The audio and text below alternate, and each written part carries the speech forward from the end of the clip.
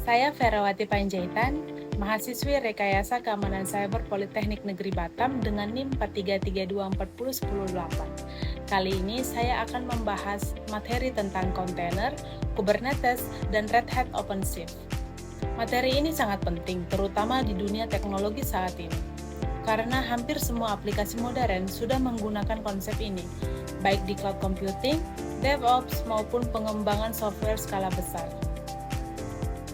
Di video ini, saya akan menjelaskan mulai dari konsep paling dasar.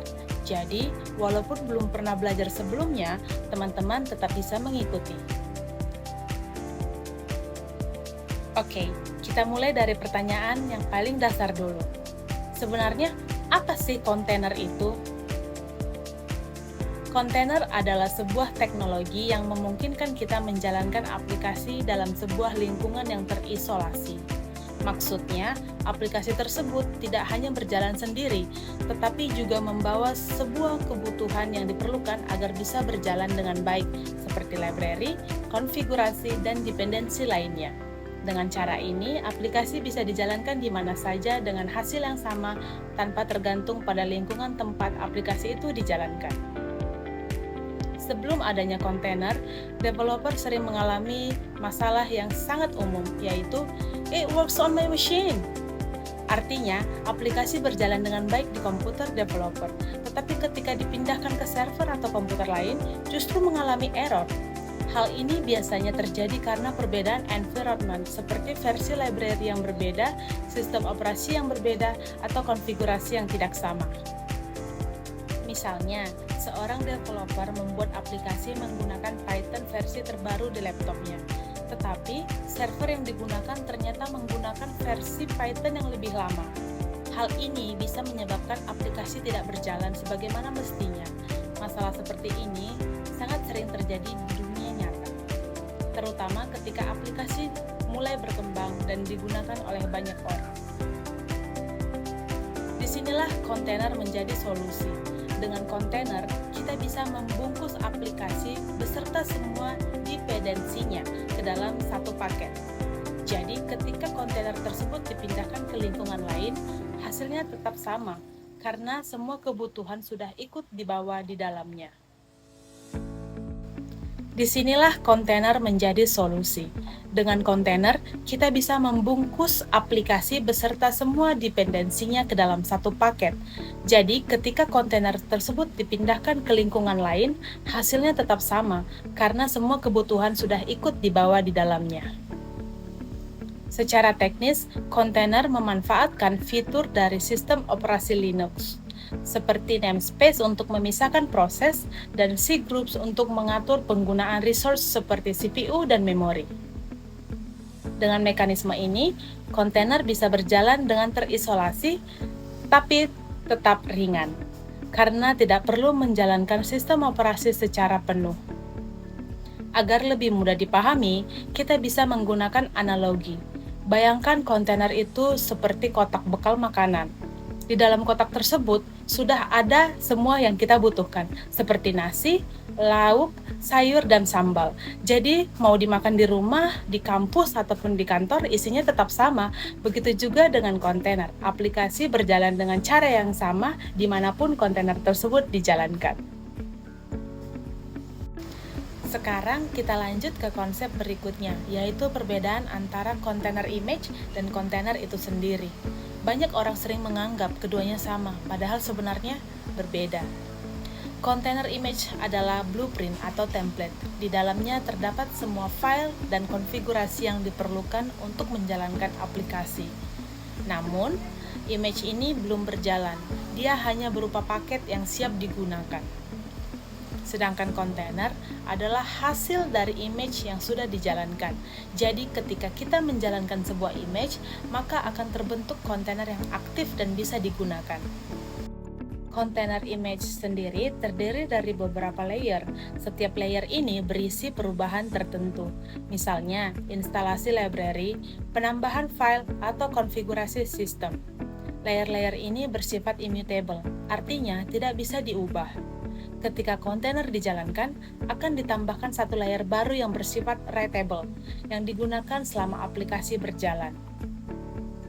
Hal ini membuat kontainer sangat efisien, karena layer yang sama bisa digunakan oleh banyak kontainer sekaligus tanpa harus disalin ulang.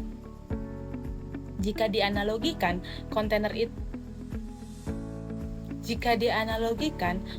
image itu seperti resep makanan, sedangkan kontainer adalah hasil makanan yang sudah jadi. Satu resep bisa digunakan untuk membuat banyak makanan, dan setiap makanan tersebut adalah hasil nyata dari resep tersebut. Selanjutnya, kita akan membandingkan kontainer dengan virtual machine, karena keduanya sering dianggap mirip. Virtual machine adalah teknologi yang memungkinkan kita menjalankan sistem operasi di atas sistem operasi lain menggunakan hypervisor. Artinya, setiap virtual machine memiliki sistem operasi sendiri, lengkap dengan kernel dan semua komponennya. Karena harus menjalankan sistem operasi penuh, virtual machine cenderung lebih berat, baik dari segi penggunaan memori maupun storage. Biasanya, ukuran virtual machine diukur dalam gigabyte. Selain itu, waktu untuk menjalankan virtual machine juga relatif lebih lama. Berbeda dengan kontainer yang hanya menjalankan bagian yang diperlukan saja dari sistem operasi. Kontainer tidak perlu menjalankan OS secara penuh, sehingga jauh lebih ringan dan cepat. Ukurannya biasanya hanya dalam megabyte, dan bisa dijalankan dalam hitungan detik. Jika dianalogikan, virtual machine itu seperti sebuah rumah lengkap, sedangkan kontainer itu seperti kamar di dalam rumah tersebut. Rumah membutuhkan banyak resource, sedangkan kamar hanya menggunakan bagian yang diperlukan saja. Setelah memahami kontainer, muncul pertanyaan berikutnya. Bagaimana jika kita memiliki banyak kontainer di dalam satu sistem? Dalam aplikasi modern, satu aplikasi tidak hanya terdiri dari satu kontainer saja. Biasanya aplikasi dibagi menjadi beberapa bagian, seperti front-end, back-end, dan database, yang masing-masing berjalan di kontainer yang berbeda. Ketika jumlah kontainer semakin banyak, pengelolaannya menjadi sangat kompleks. Kita harus memastikan semua kontainer berjalan dengan baik, bisa berkomunikasi satu sama lain, dan bisa menangani beban yang tinggi. Disinilah Kubernetes berperan. Kubernetes adalah sebuah sistem orchestration yang digunakan untuk mengelola kontainer dalam skala besar. Kubernetes memiliki kemampuan untuk melakukan scaling, yaitu menambah atau mengurangi jumlah kontainer secara otomatis sesuai dengan kebutuhan. Jika trafik meningkat, Kubernetes akan menambah kontainer agar tetap stabil. Sebaliknya, jika trafik menurun, kontainer akan dikurangi agar penggunaan resource lebih efisien. Selain itu, Kubernetes juga memiliki fitur load balancing yang memungkinkan trafik dibagi secara merata ke beberapa kontainer. Hal ini penting agar tidak terjadi overload pada satu kontainer saja. Kubernetes juga memiliki fitur self-healing, yaitu kemampuan untuk mendeteksi kontainer yang gagal atau crash, kemudian secara otomatis menggantinya dengan kontainer baru. Ada juga fitur rolling update yang memungkinkan kita melakukan update aplikasi tanpa menghentikan layanan.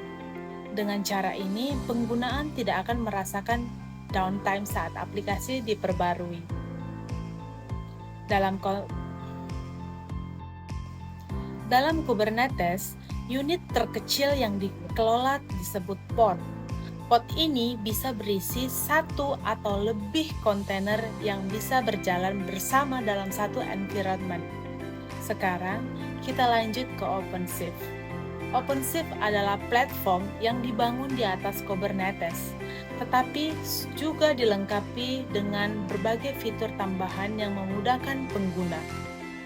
Jika Kubernetes diibaratkan sebagai mesin, maka OpenShift adalah mobil yang sudah siap digunakan. OpenShift menyediakan berbagai tools seperti CI atau CD pipeline, monitoring keamanan, dan user interface yang lebih mudah digunakan. Dengan OpenShift, developer tidak perlu mengatur semuanya dari nol lagi, karena sebagian besar sudah disediakan secara otomatis. Hal ini sangat membantu terutama dalam lingkungan perusahaan yang membutuhkan sistem yang stabil dan aman. Untuk memahami bagaimana semua ini bekerja dalam dunia nyata, kita bisa melihat contoh aplikasi modern. Misalnya, aplikasi e-commerce. Aplikasi ini biasanya terdiri dari beberapa bagian, seperti front-end untuk tampilan user, back-end untuk logika aplikasi, dan database untuk menyimpan data. Setiap bagian ini dijalankan dalam kontainer yang berbeda.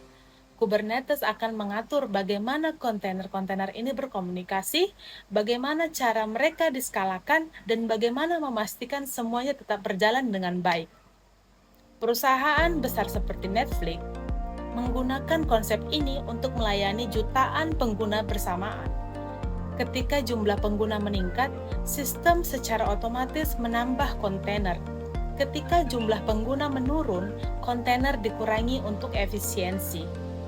Dari materi ini, menurut saya konsep yang paling menarik adalah kontainer, karena mampu menyelesaikan masalah klasik dalam pengembangan software, yaitu perbedaan environment.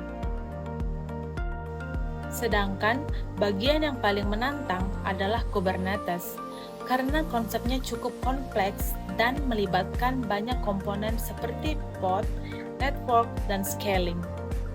Namun, secara keseluruhan, materi ini sangat penting dan relevan dengan kebutuhan industri saat ini, terutama bagi kita yang ingin berkarir di bidang teknologi. Sebagai kesimpulan, kontainer digunakan untuk menjalankan aplikasi secara portable dan konsisten. Kubernetes digunakan untuk mengelola kontainer dalam skala besar, dan OpenShift digunakan untuk mempermudah penggunaan Kubernetes dengan berbagai fitur tambahan. Terima kasih sudah menonton.